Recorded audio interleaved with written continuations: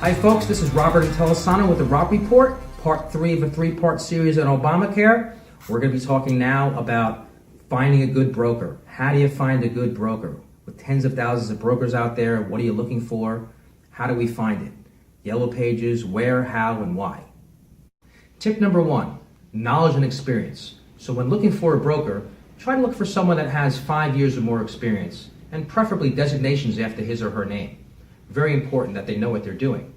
Also, just because someone is licensed for health insurance doesn't mean that they're proficient at health insurance. There's a lot of moving parts, things have changed over the last few years. This is something that requires constant reading.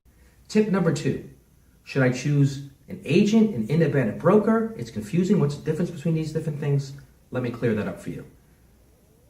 An agent, for starters, an agent represents a company. So I am an agent of Company A, or I'm an agent of Anthem. That means that I work for Anthem, so I'm going to steer most of my clients toward Anthem. Okay, that's an agent. Now, a broker, an independent broker, represents you, and they're working on your behalf. So they will give you an unbiased opinion. They'll spreadsheet the different companies, educate you, and then you'll be able to make an educated decision. So tip number 2, very important, choose an independent broker as opposed to an agent.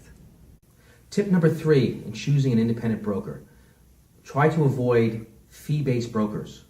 Okay, an independent broker that's handling health insurance on a daily basis is very familiar with the different companies and products. They don't need to charge you an additional fee because they get compensated from whichever insurance company you decide to do the business. So as you pay your monthly premiums, okay, they get a monthly compensation from the company so that you don't have to pay a second fee. We call it double dipping. Often I find that a situation where brokers are not familiar with the health insurance products, they have to spend much more time doing the analysis for you, which is why they're charging you a fee. So usually you want to avoid fees or fee-based brokers when choosing your broker.